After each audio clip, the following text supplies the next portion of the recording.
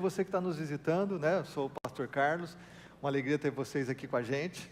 E eu queria dizer, se você está aqui pela primeira vez, não deixar de passar em nosso check-in ali, receber o presentinho, registrar sua presença, a gente possa continuar orando por você. Segunda coisa, irmãos, é que eu queria falar do Men for Missions. O Men for Missions, Homens para Missões, é um braço da nossa missão, que é a One Mission Society, que tem a sede lá na Grande Indianápolis, nos Estados Unidos. E eles reúnem pessoas de todos os Estados Unidos, de outros países, para fazerem missões, viagens de curto prazo. Nós vamos ter o privilégio de receber um grupo, 10 pessoas estarão aqui vindo para servir o seminário que fica aqui ao lado, né? Eles vão procurar reformar toda a parte elétrica do andar de cima do nosso seminário, que hoje está fechado, exatamente por conta. Você pode imaginar um prédio da década de 40, né? Então nós temos que fazer toda a parte elétrica, isso vai envolver parede, pintura, né? Então essas pessoas vêm como voluntários. Tem a data aqui, eles vão chegar na verdade no dia 15, vão começar a trabalhar no sábado, dia 16, mas eu coloquei aqui, quem sabe alguém aqui tem disponibilidade de ajudar essa galera. Seria muito bom porque você vai ter uma experiência transcultural, você vai poder treinar o seu inglês, ou começar a falar inglês, tá certo? Você vai poder servir, conhecer esses irmãos com muita fé, dedicação. Eles pagam as despesas deles, eles pagam a viagem, eles trazem recursos para abençoar o seminário, tudo generosidade. Tudo é generosidade. Então, seria um impacto na tua vida você poder passar esses 4 dias com eles, posso falar isso com certeza. Se você tem disponibilidade, pode ajudar. Eu não sei muito sobre elétrica, você pode ajudar de alguma forma, você pode se disponibilizar. Fala com a gente ali, tá bom? Vai ser um prazer ter você junto com a equipe. E olha que legal, irmão, nós estamos recebendo gente dos Estados Unidos para servir aqui, quem sabe, né? Nós estamos na cidade. Você pode, talvez, separar uma tarde, pelo menos, um dia, pelo menos, para estar com o pessoal, conhecendo e servindo aqui. Então, por isso, nós estamos estendendo o convite a todos vocês. Hoje, nós estamos começando uma nova série de mensagens que a gente faz todo ano. É muito importante que a gente faça todo ano, e a nossa série hoje, a série para esse mês de agosto é Nossa Igreja. Nossa Igreja. Por que todo ano nós repetimos essa série? Porque nós precisamos sempre relembrar quem nós somos em Cristo e quem nós somos como igreja local. Quero que você entenda que quando a gente fala nossa igreja, não é porque nós somos donos da igreja. Quando a gente usa a expressão nossa igreja, é simplesmente porque nós temos um senso de pertencimento. A igreja é do Senhor Jesus, amém, meus irmãos? Ele é o cabeça da igreja, Ele é a autoridade suprema da igreja. Mas nós também podemos chamar de nossa, no sentido de que pertencemos a essa comunidade da fé, essa expressão da igreja local. A igreja não é do pastor Carlos, do pastor João, a igreja aqui é nossa, de todos aqueles que pertencem a essa comunidade, todos aqueles que se rendem. E isso se rendem a Jesus para se integrar à comunidade. Então, isso é igreja, porque a Bíblia diz claramente que igreja é um corpo com muitos membros, que são interligados, interdependentes. Então, a igreja é isso, a igreja é nossa, né? A igreja é de Jesus, mas a igreja é nossa no sentido de pertencimento, de acolhimento, de que nós fazemos parte de uma comunidade. E isso é muito importante nos nossos dias. Eu não sei se você esteve atento às notícias, mas saíram os dados do último censo no Brasil, censo realizado em 2022, o último tinha sido em 2010. E esse censo no Brasil traz alguns dados importantes para a gente refletir. Hoje, de acordo com o censo, os cristãos evangélicos são cerca de 27%, 29% melhor, 27, me perdoe, olha que número, é que é 26,9%, cerca de 27%, ou seja, quase 1 em cada 4 brasileiros, mais do que isso, 1 em cada 4 brasileiros afirmam ser cristãos evangélicos. Mas isso levanta a pergunta, que igreja evangélica? Porque a igreja evangélica, ela tem muitas distinções, ela tem muitas teologias, e muitas vezes as pessoas que não conhecem a igreja cristã evangélica, porque creem no evangelho, fazem um pacote só.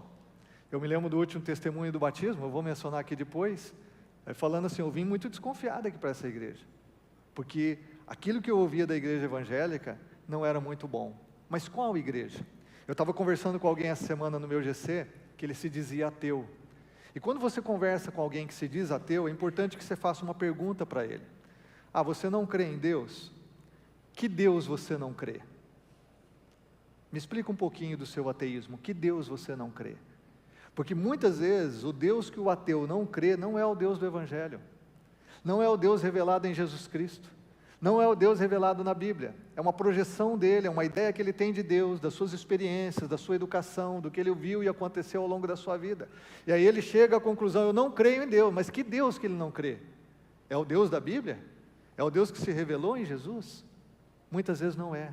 E muitas vezes o ateu nem sabe explicar que Deus que ele não crê. Da mesma forma, quando você encontra uma pessoa que diz: puxa, não, eu não gosto da igreja evangélica. Mas espera aí, que igreja evangélica você não crê? Que igreja evangélica você não confia? Porque muitas vezes a pessoa nem sabe do que ela está falando. O que eu quero que você entenda é que nós somos uma parte da população. E nós, sendo uma parte da população, estamos nesse país para marcar a nossa geração, para servir a nossa geração. E se a igreja evangélica se concentrasse em servir ao povo, ao invés de querer poder político, ela seria realmente uma bênção para a nossa nação. É uma pena que a igreja, não só a evangélica como a católica, se envolvam na questão política. A questão política é para político. A igreja não tem que ter poder, irmãos. A igreja tem que ter poder do Espírito, não poder político. A igreja tem que poder ter a vida de Jesus e semear o amor de Deus na sociedade. Você vê a igreja, juntando com a igreja católica, que é 50 e poucos %, olha quanto de cristãos que afirmam, pessoas que afirmam ser cristãs nesse país. Mas isso não diminui a violência, a corrupção, isso não tem diminuído o abuso infantil, não tem diminuído a injustiça social. Há alguma coisa errada com muitos daqueles que se consideram discípulos de Jesus. Ser discípulo de Jesus é ser seguidor de Jesus, é fazer o que ele fez, é buscar o que ele buscava, o que ele deixou para nós, é viver como ele. Isso é ser discípulo de Jesus. Nos nossos relacionamentos, no nosso contexto, no nosso trabalho, em todas as áreas da nossa vida, nós somos chamados a ser como Jesus. É repartir o amor de Deus com as pessoas. Um outro dado importante é que é interessante isso aqui. Na proporção dos cristãos evangélicos, o maior grupo é o grupo de 10 a 14 anos. Ou seja, Deus está salvando muitos adolescentes. A proporção é de 31% dos evangélicos estão na faixa entre 10 e 14 anos. Depois dos 80 anos, apenas 19%. Então, obviamente, a maior faixa fica ali dos 14 até os 80 anos. Mas outra coisa interessante, a proporção entre os desigrejados, que são hoje quase 20 milhões de brasileiros, a proporção é que a maior faixa etária que está entre os desigrejados é de jovens. Jovens entre 20 e 24 anos. 14% dos 20 milhões de brasileiros que afirmam não ter senso religioso, experiência religiosa, 14% são jovens entre 20 e 24 anos. E esse é um dado importante para a gente. Ou seja, nós precisamos ganhar adolescentes para Jesus, discipulá-los para que eles sejam uma geração de jovens que vivem Jesus. Mas nós estamos perdendo a geração dos jovens entre 20 e 24 anos. E você sabe, existem muitos caminhos para eles. Você sabe da influência toda da cultura sobre essa faixa de idade. E nós não podemos perder essa faixa, essa geração, irmãos. Não podemos perder. Uma outra coisa interessante, entre os 20 milhões sem filiação religiosa, é que 56% são homens. Ou seja, os homens são mais... Isso a gente vê na história, né, da igreja. Se você é cristão há bastante tempo, os homens têm mais dificuldade de se render ao amor de Deus. Os homens têm mais problemas para viver a sua devoção a Cristo. E esse é um dado interessante, porque mostra exatamente isso. Daqueles que não têm nenhuma filiação religiosa, 56% são homens. Por isso que a gente tem ficado muito feliz com o que Deus tem feito em nosso meio entre os homens, né? Nosso primeiro culto, segunda-feira, nós tínhamos 140 homens aqui, irmãos, para a glória de Deus. Homens que estão buscando o Senhor, que nós estamos aqui ensinando a palavra, nos unindo na fé. E a gente diz aqui, um homem não pode andar sozinho. A gente tem chamado o ministério de valentes, porque nós vivemos num mundo que é um campo de batalha, e nós precisamos de homens de fé, de coragem, de lealdade, de sacrifício, por Deus e pelas suas famílias. Então, quando nós estamos aqui fazendo um trabalho de homens, eu espero que você, homem que não se conectou ainda, se conecte, e que você, esposa, entenda o valor disso e apoie o seu marido. Nós precisamos estar juntos, nós precisamos fortalecer os homens na comunidade local. E isso é um movimento, tem vários movimentos hoje no Brasil e no mundo, para fortalecer a fé dos homens, por causa exatamente da resistência maior entre os homens ao Evangelho de Jesus. Eu acho que são alguns dados importantes, eu não estou aqui para falar de números, mas quando esses números, eles representam pessoas como eu e você que estamos aqui, como você que está assistindo agora. Esses números representam gente pelas quais Jesus morreu na cruz, gente pelas quais Jesus derramou o seu sangue, gente pelas quais Jesus tem derramado e manifestado a graça para salvar, para curar, para transformar, para libertar. Deus ama as cidades, Deus ama os países, e Ele ama por quê? Porque as cidades, os países estão cheias de pessoas, criadas à sua imagem e semelhança. Eu não tenho dúvida de que Deus ama você que está aqui, de que Deus tem um projeto glorioso para a sua vida, que a melhor vida possível para cada um de nós nesse mundo é a vida em Jesus. Mas muitos de nós, apesar de estarmos num culto hoje aqui de uma igreja cristã, talvez ainda façamos parte daqueles que não vivem o Evangelho de verdade, que não são discípulos de Jesus de todo o coração. Talvez tenham uma religiosidade, mas não uma vida pessoal com Jesus. E nós, como comunidade da fé, estamos aqui para vivermos juntos essa vida pessoal com Jesus.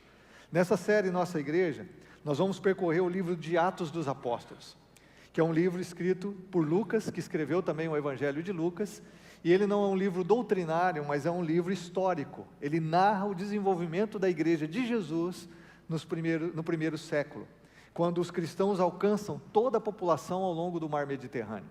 Como o Evangelho se expandiu a partir de Jerusalém para as outras partes do mundo, até chegar a mim e a você que estamos aqui no Brasil, no século 21.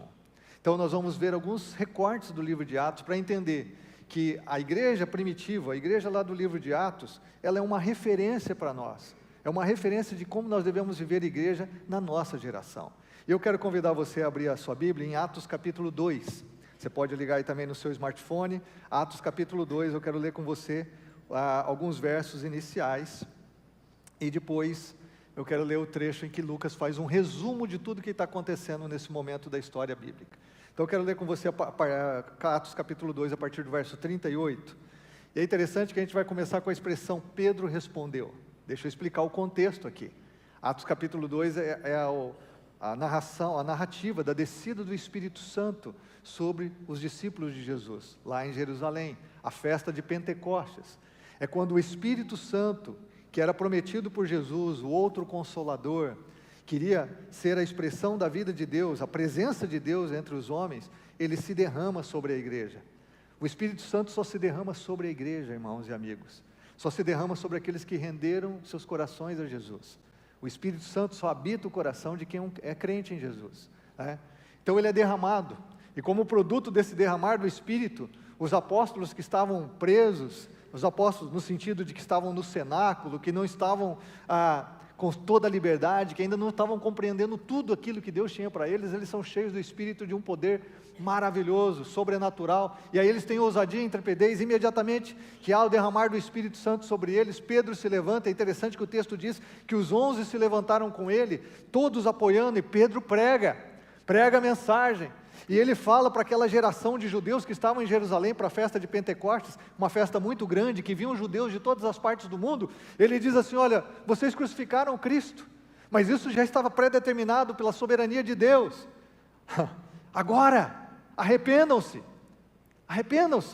E o que é interessante é que Pedro prega, olha, é difícil isso aí, irmão. Pedro prega, está quase o pé de Pedro é preto, né? Aquela trava-língua, né? Pedro prega, não são do Espírito, chama a geração ao arrependimento. Sabe como termina o sermão de Pedro? O pessoal diz assim: o que nós vamos fazer então, Pedro? É verdade, nós rejeitamos Jesus, nós matamos Jesus, o que nós vamos fazer, Pedro? Aí Pedro então responde, agora eu vou para o texto. Pedro respondeu: o que vocês fazem diante do pecado? Arrependam-se, cada um de vocês seja batizado em nome de Jesus Cristo para perdão dos seus pecados, e receberão o dom do Espírito Santo, porque o Espírito Santo só se derrama sobre o coração que se arrepende dos seus pecados, aquele que se esvazia de si mesmo para ser cheio de Deus. E aí o que acontece aqui, é que a promessa é para vocês, a visão de reino de Deus para todo mundo, para os seus filhos e para todos os que estão longe, para todos quantos o Senhor, o nosso Deus, chamar. Pedro ainda não tinha uma visão que o Evangelho era para os gentios, porque isso vai acontecer no capítulo 10 do livro de Atos, mas ele sabe que a promessa de Deus era para todos, e ele está falando aqui dos judeus que estavam espalhados em toda parte do mundo. Com muitas outras palavras, os advertia e insistia com eles: salvem-se desta geração corrompida. Os que aceitaram a mensagem foram batizados e naquele dia houve um acréscimo de cerca de 3.000 pessoas. Deixa eu pensar um pouquinho nesse texto com você. Primeiro, a expressão arrependam-se. Essa palavra indica mudança de direção da vida. Não é só um constrangimento pelos pecados, não é só um senso de culpa que toma a vida da gente, um senso de remorso. Essa é a palavra que eu queria escolher aqui. Mas arrependimento na Bíblia significa um repúdio pelo modo de vida pecaminoso que a gente vivia sem Deus, sendo deuses da nossa própria vida. É como diz uma profecia do Velho Testamento, que a gente sentiria nojo dos nossos pecados. Quando há um arrependimento verdadeiro de salvação, não é só que você sente remorso porque você está sofrendo, que a tua vida estava errada e coisas ruins aconteceram para você, não. É um senso de repúdio. Você repudia o seu pecado, a sua miséria, repudia os anos e os dias que você viveu longe de Jesus, sem o senhorio dele. Você repudia o tempo em que você perdeu, sem desfrutar da graça e da presença de Deus de forma tão real na sua vida. Isso é arrependimento. Arrependimento. E é interessante que Pedro diz assim: arrependa e cada um de vocês seja batizado.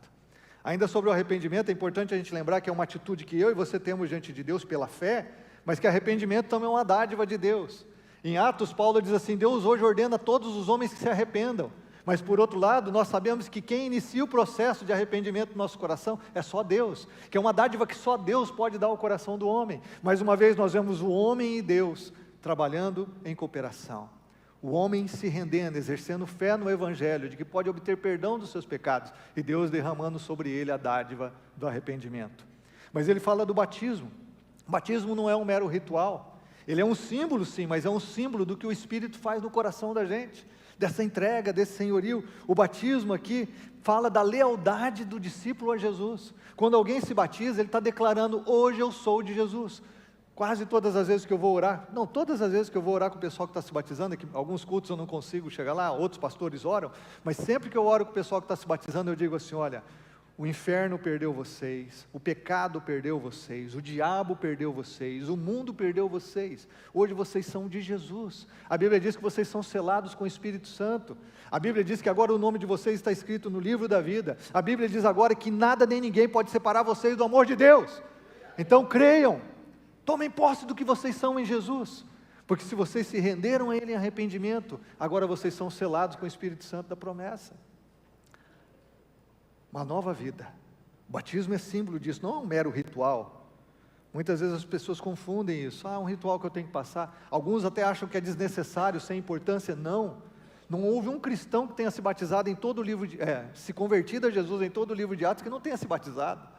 Porque o batismo é o sinal visível, o símbolo daquilo que o Espírito Santo faz no coração da gente. O trabalho é interior, Deus muda você de dentro para fora, mas o batismo é o ato externo que simboliza tudo que o Espírito Santo está fazendo em você. Aqui ele fala: sejam batizados em nome de Jesus. Por que isso é tão importante? Porque é afirmar que Jesus é o Senhor, Kyrios, a palavra no grego. Jesus é o Senhor, não é o imperador, não sou eu o Deus da minha vida. Quando nós somos batizados, nós estamos afirmando isso: Jesus é o Senhor da minha história agora. Agora a minha vida é dirigida por Ele, agora a minha vida é controlada por Ele, na pessoa do Espírito Santo que me habita, agora a minha vida é para a glória dEle. É isso que significa ser cristão, é ter Jesus como Senhor e Salvador. É por isso que lá em Romanos capítulo 10, verso 9, Paulo diz assim, que todo aquele que confessar com seus lábios que Jesus é o Senhor, e no seu coração crer que Deus o ressuscitou dos mortos, será salvo. É muito importante a gente entender que um cristão está debaixo do senhorio de Jesus. É interessante que ele fala dessa geração corrompida. Essa geração corrompida é a geração dos judeus que rejeita Jesus. Mas nós também podemos aplicar que a geração corrompida é aquela geração na qual nós vivemos, em que as pessoas rejeitam a Jesus, como os judeus rejeitaram no primeiro século. Há um acréscimo de 3.000 pessoas nesse texto, irmãos. 3.000 pessoas. Ou seja, a igreja já nasce grande. A igreja nasce para se multiplicar. A igreja nasce para alcançar o mundo, todos os cantos do planeta, todos os cantos da terra. Todos os domingos em que eu me levanto e eu vou para o meu lugar de oração lá em casa, eu louvo a Deus porque eu sei que os cristãos da Austrália, da Nova Zelândia, da Oceania, da Ásia, da África, já estão reunidos para adorar, já se reuniram para adorar. E agora está chegando a nossa vez aqui no Brasil e vai se estendendo, né? Agora no fuso horário, agora para os outros países da América Latina. O que acontece é que em todos os cantos do mundo Jesus é adorado, em todos os cantos do mundo Jesus é glorificado, e a igreja se reúne no domingo, o dia do Senhor. Mas essa igreja, que é a igreja de Jesus, não vive só no domingo, ela vive a adoração todos os dias, porque ela pertence a Jesus como Senhor. Agora, então o que acontece é que Lucas faz um resumo, como eu disse, ele faz esse resumo em várias partes do livro de Atos. O que aconteceu até ali, ele dá um breve resumo. E olha o resumo de Lucas aqui, a partir do verso 42. Ele diz assim, olha, eles se dedicavam ao ensino dos apóstolos, e à comunhão, e ao partir do pão, e às orações. Como esses cristãos viviam? Como aqueles 3.000, com mais os 120 que estavam no cenáculo, e aqueles que Deus foi salvando, nesse período da igreja, como eles viviam? Eles se dedicavam ao ensino dos apóstolos. Os apóstolos eram autorizados para compartilhar o que eles viram em Jesus, o Evangelho, não havia Bíblia escrita ainda, não haviam as cartas do apóstolo Paulo. Então esses apóstolos, eles tinham autoridade porque eles conviveram com Jesus. Então, diz aqui que eles participavam, dedicavam. Não é só ouviam um culto e iam embora, pensando no jogo que vai ter à tarde, pensando no churrasco que vai comer na casa do sogro, pensando no pudim que a mãe fez para esse almoço. Alguém tem pudim para comer hoje? Só de falar no pudim, já salivei aqui, irmãos. Eu gosto muito de pudim. Mas não é isso. A Bíblia diz aqui que eles se dedicavam ao ensino dos apóstolos, dedicação. Que mais? A comunhão, palavra koinonia no grego, a comunhão. A Bíblia diz aqui, é o partir do pão, que pode simbolizar a ceia, o partir do pão, mas que também no contexto aqui você vai entender que também as outras refeições, eles comiam juntos. Mais à frente, Lucas repete isso. As orações, tudo isso é que eles se dedicavam, irmãos. A igreja se dedicava a isso. Não era em tirar o poder romano da autoridade do império, não era derrubar o imperador. A igreja se dedicava à doutrina dos apóstolos, à comunhão, ao partir do pão e às orações. A igreja se dedicava a isso. Deixa eu abrir um parênteses aqui, hoje vai ter manifestação no Brasil. Eu não sei se você é de partido A ou B, de ideologia A ou B. Nós como igreja não participamos nada, absolutamente nada, não temos ligação política, não defendemos o candidato A ou B ou C, porque são todos falhos. O Brasil, todos falhos, como qualquer ser humano em qualquer parte do mundo. Só quero dizer o seguinte, você individualmente pode ir lá participar? Você pode, se você quiser. Você individualmente pode. Aqui não é curral eleitoral, o pastor nunca vai fazer isso. Nós nunca vamos fazer isso, irmãos. Estão ouvindo? Nunca vamos fazer isso. Mas você como cidadão, se você entende o caminho, você pode participar da manifestação que você quiser. Mas lembre-se, o mais importante, eu sei que Deus chama cristãos para o engajamento político, e não há nada errado com isso. Daniel serviu na alta cúpula da Babilônia. José foi governador do Egito. Não há nada errado em alguém estar numa posição de autoridade. Eu só quero te dizer que como igreja, a igreja, instituição, a igreja corpo de Cristo não se engaja nisso. Você apoia o candidato A, daí ele faz toda a corrupção que o B fez. E a igreja está lá levando o nome e o crédito das más atuações de gente até que se diz cristã. Não, como igreja nós somos corpo de Cristo, como igreja nós nos dedicamos ao Evangelho. Como igreja, individualmente você pode fazer isso. Individualmente você pode. Você pode compartilhar seus pensamentos? Claro que pode. O que eu quero que você entenda é que a igreja pertence a Jesus e vive para Jesus. Olha o que a Bíblia diz aqui, todos estavam cheios de temor, havia temor, porque havia manifestação de Deus, havia palavra, havia oração. Temor é reverência para Deus, respeito por Deus. Muitas maravilhas e sinais eram feitos pelos apóstolos, porque em nome de Jesus, e você vai ver muitas vezes o livro de Atos falando em nome de Jesus o milagre acontece, em nome de Jesus o coxo se levanta, em nome de Jesus, porque os discípulos realmente acreditavam que alguém que se entregava a Jesus agora era instrumento de Jesus, eram as mãos e os pés de Jesus. Os discípulos acreditavam que Jesus de fato os habitava e usava as suas vidas, que Ele agia através deles, e é a mesma coisa que eu e você precisamos acreditar na nossa geração, e precisamos viver isso. Ele diz, todos os que criam mantinham-se unidos, tinham tudo em comum, compartilhavam muitas coisas. Aqui fala da hospitalidade, havia muitos judeus que vieram de outras partes do mundo e provavelmente ficaram em Jerusalém. Diz aqui que vendendo suas propriedades e bens, distribuíam a cada um conforme a sua necessidade. Fica claro no livro de Atos que isso não era uma imposição, que aqueles que sentissem de vender os seus bens e distribuir, podiam fazer, e isso estava acontecendo na igreja, porque eles já esperavam a volta iminente de Jesus, eles queriam viver intensamente a sua fé, e isso aconteceu. Mas no próprio livro de Atos você vai ver que a mãe de João Marcos tinha sua casa, tinha servos, no próprio livro de Atos, ou seja, não era obrigado a ninguém fazer isso, não é um regime político, como algumas pessoas já confundiram comunismo com isso aqui. Comunismo não tem nada a ver com isso aqui, irmão, nada a ver com isso, com a igreja, absolutamente nada, absolutamente nada.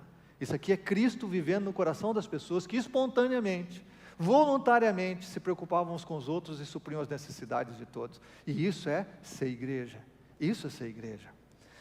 A Bíblia diz aqui, que todos os dias, irmãos, continuavam a reunir-se no pátio do templo, todos os dias, irmãos, partiam o pão em suas casas. Aqui dá uma ideia de várias casas que recebiam esses vários grupos, como nós temos hoje os nossos grupos de crescimento em vários bairros, e nossa visão, nosso sonho diante de Deus é que a gente tenha pelo menos um grupo, um GC em cada bairro da cidade de Londrina, quem sabe em Cambé e Biporã, nas cidades circunvizinhas, Rolândia, que tem uns irmãos de Rolândia aí, todos os dias eles continuavam, irmãos.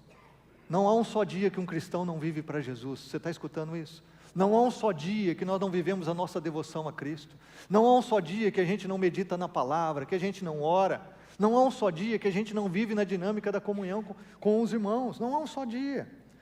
Aqui o texto diz mais, juntos participavam das refeições com alegria e sinceridade de coração, com alegria.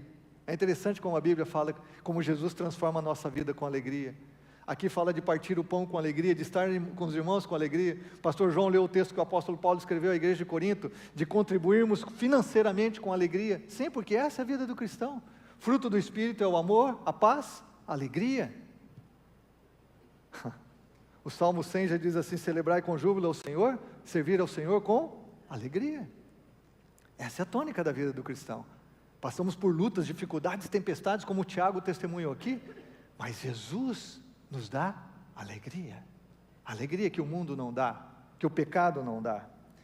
Diz aqui, louvando a Deus e tendo a simpatia de todo o povo, essa igreja que estava gerando temor naquela geração, porque eles estavam vendo um agir sobrenatural, é um grupo muito significativo, muito específico, essa igreja, que os judeus não compreendiam também, e muitos foram se convertendo e outros foram endurecendo seus corações, mas essa igreja nesse momento contava com a simpatia de todo o povo.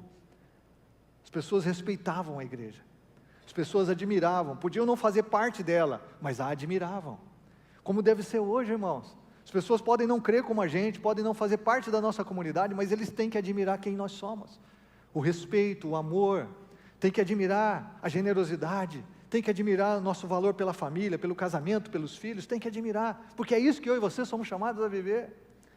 E aí a Bíblia diz que em todo esse contexto, quem acrescenta, quem vai sendo salvo é o Senhor. Quem acrescenta que vai sendo salvo é o Senhor. Vê mais uma vez, há todo um trabalhar humano aqui.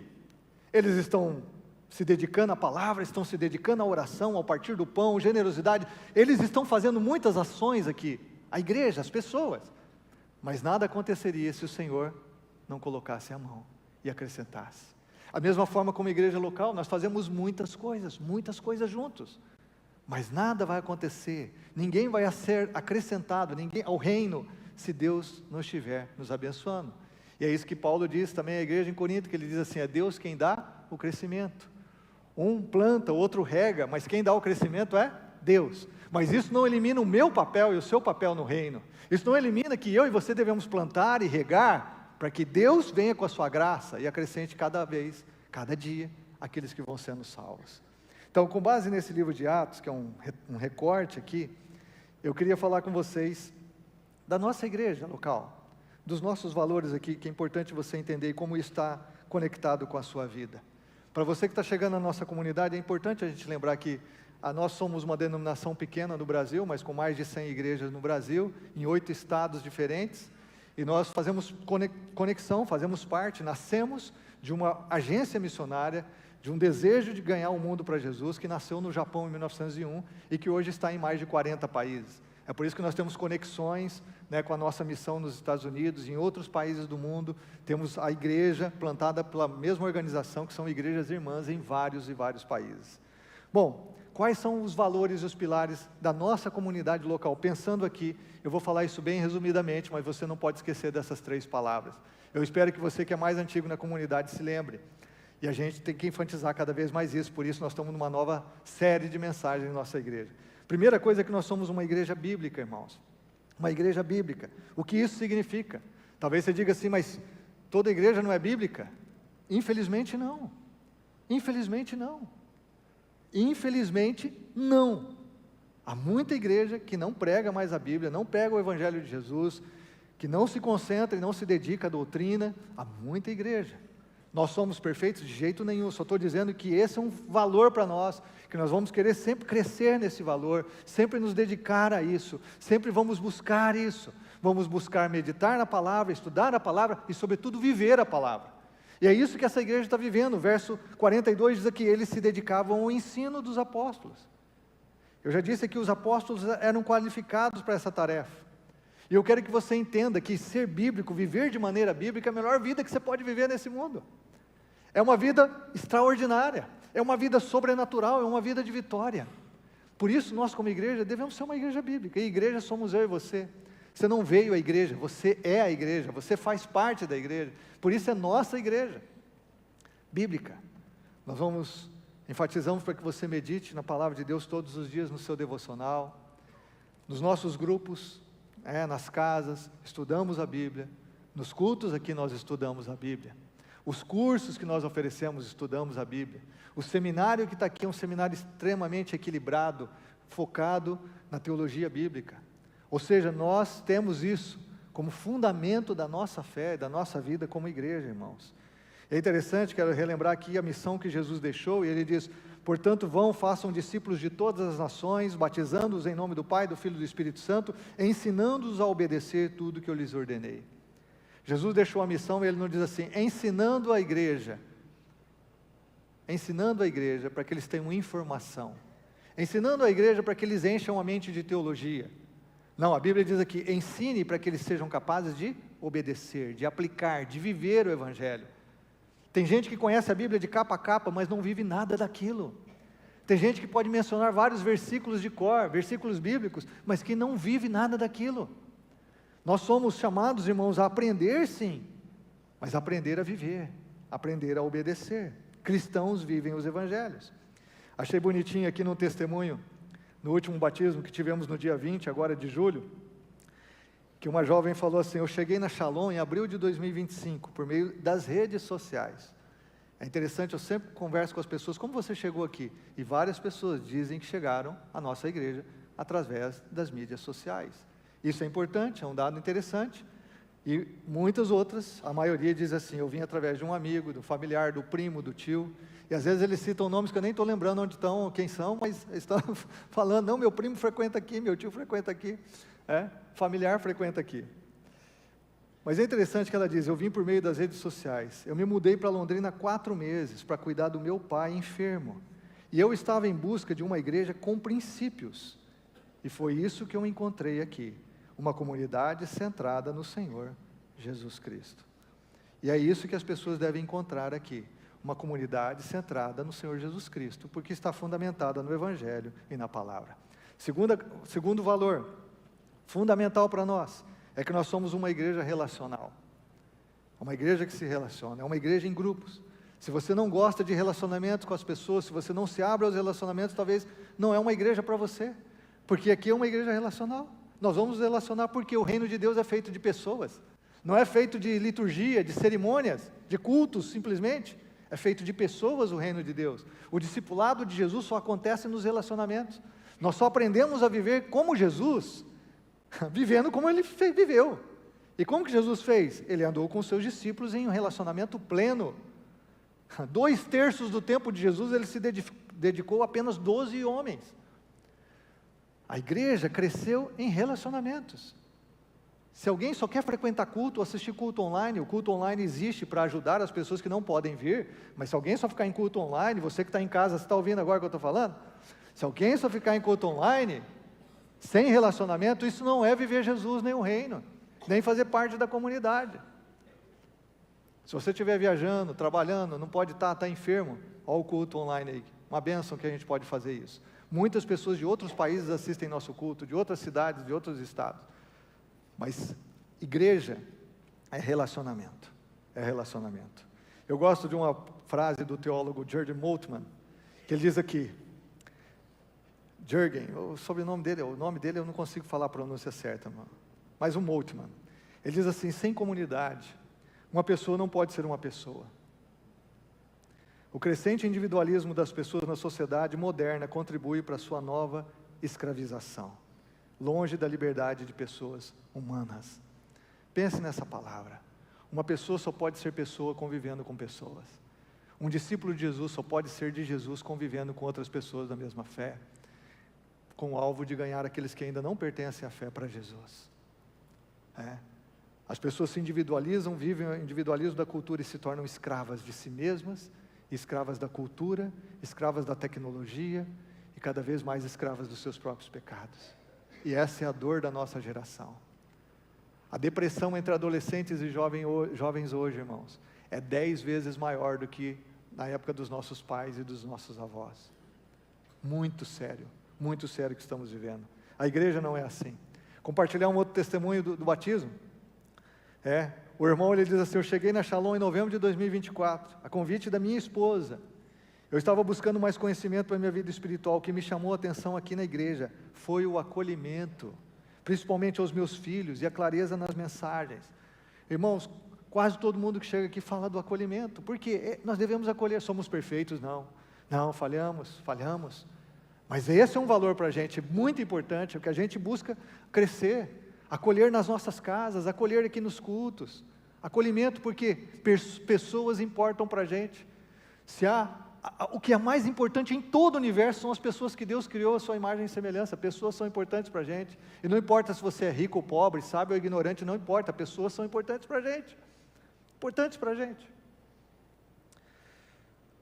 Vou compartilhar o testemunho desse mesmo batismo. Ele diz aqui, eu cheguei na Shalom em 2024, a convite da minha esposa.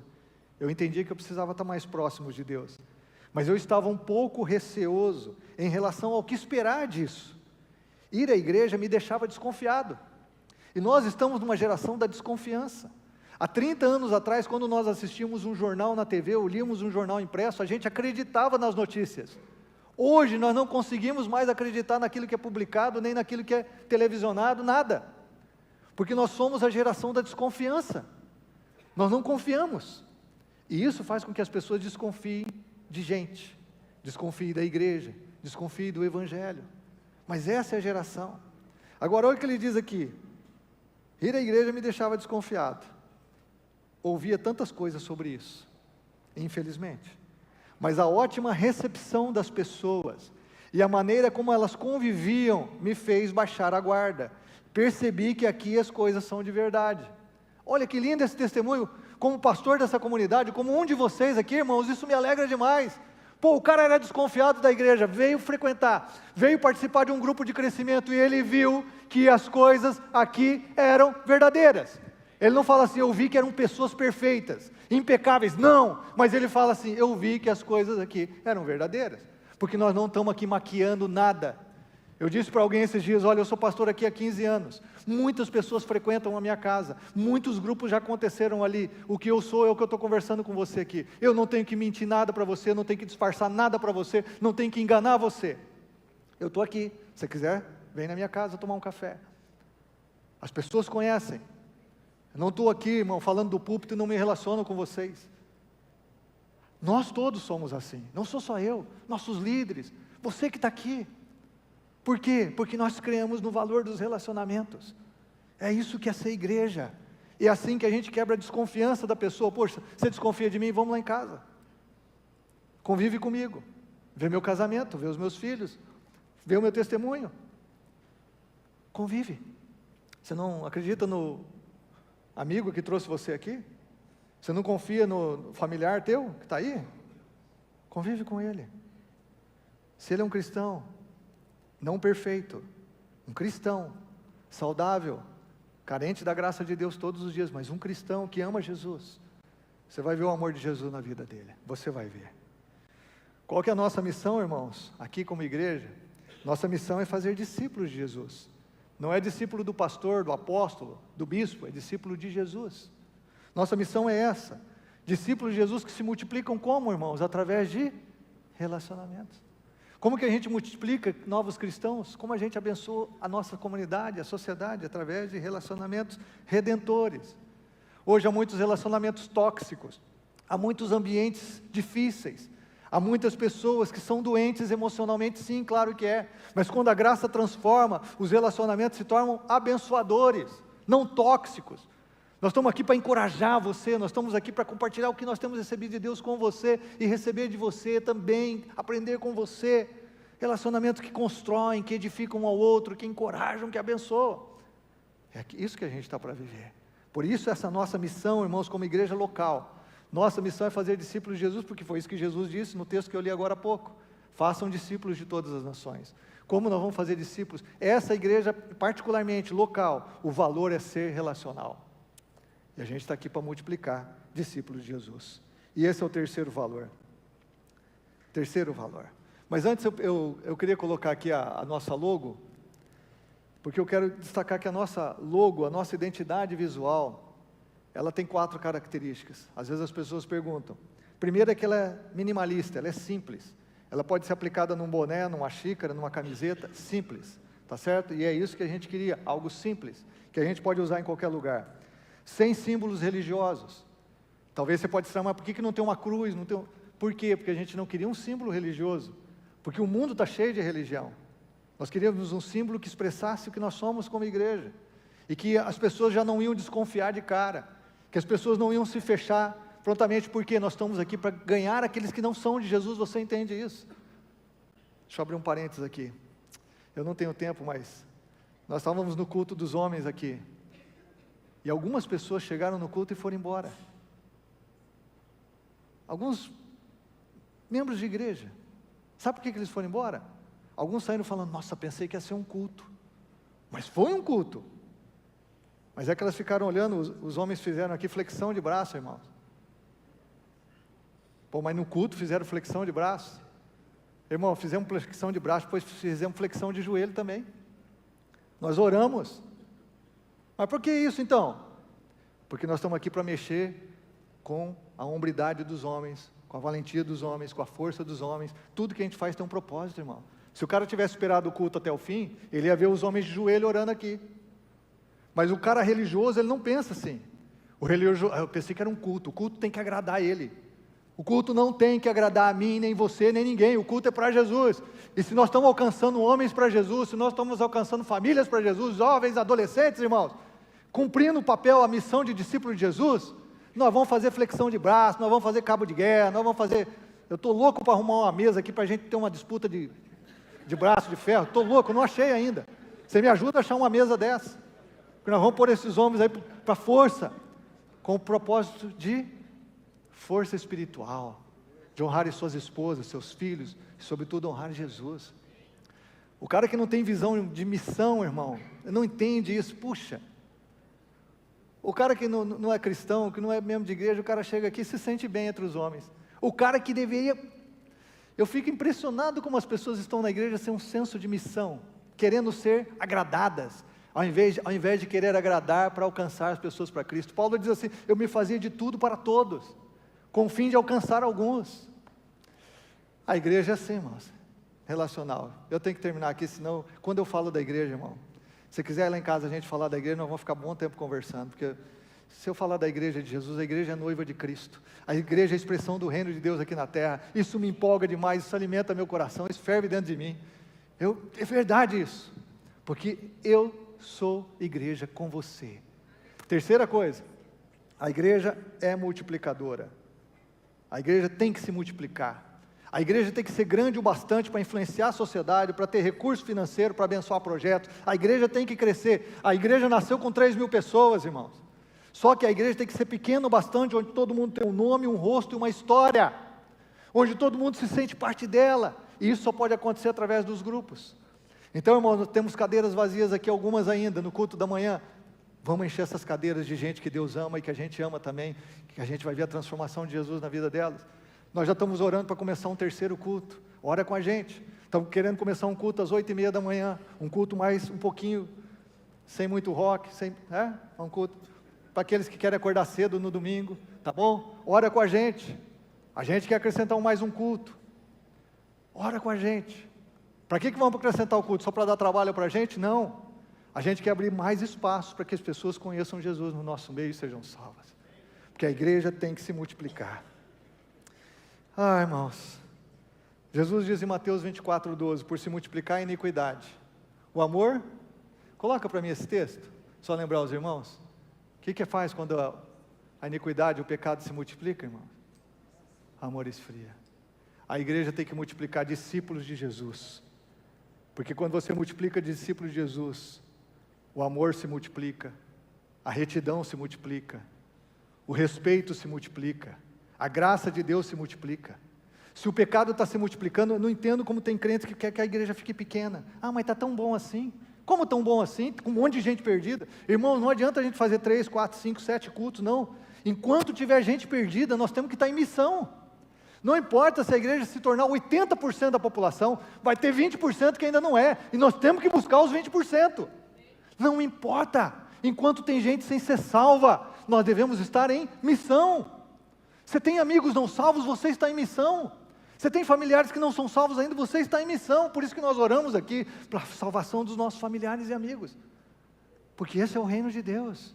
Enquanto tiver alguém perdido, nós vamos orar, e nós vamos clamar, e nós vamos tentar servir essas pessoas.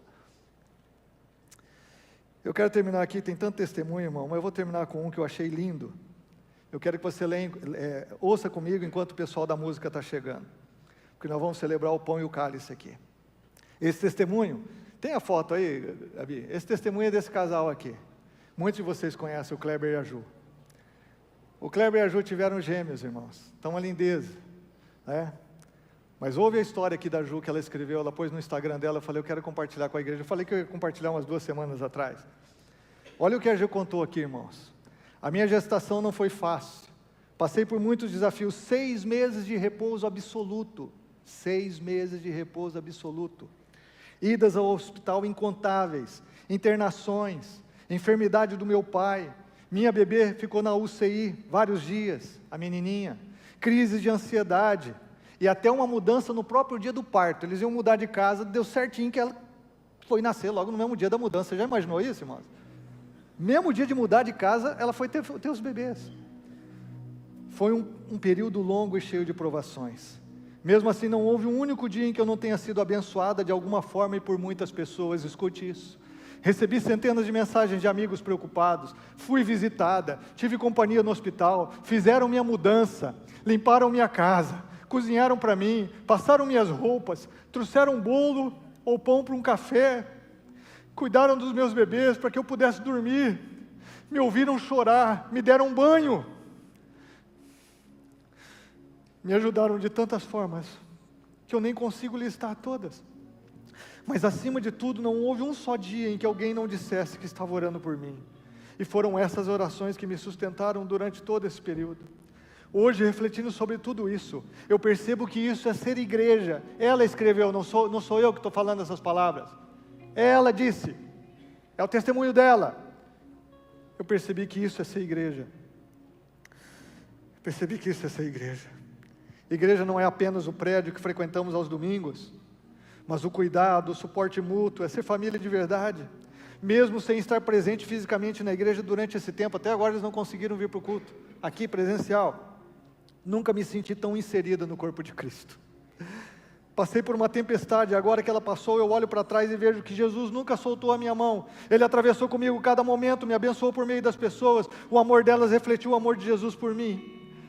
Muitos dizem que a maternidade é solitária, mas acredito que essas pessoas não experimentaram o que é viver em comunhão com a verdadeira igreja. Hoje meu coração transborda de gratidão, primeiramente a Jesus, mas também a minha família, amigos, pastores, irmãos da igreja e até pessoas que eu nem conheço, mas que oraram por mim.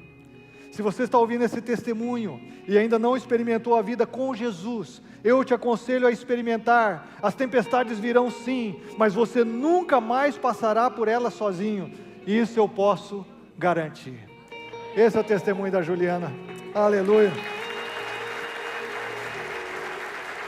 Aleluia. Irmãos, Deus não precisa de mim nem de você. Ele não precisa. Mas Ele, como é soberano, Rei dos reis, Senhor dos senhores, escolheu usar a gente. Ela sentiu o amor de Jesus através de pessoas como eu e você. E isso é ser igreja. Quais são os 3 valores da nossa igreja, irmãos? Qual é o primeiro? Bíblica. Teve que ter cola ali, hein? Você não prestou muita atenção. Teve que ter cola. Qual é? Bíblica, relacional e multiplicadora. Porque o reino de Deus é feito de pessoas. E pessoas só encontram vida em Jesus.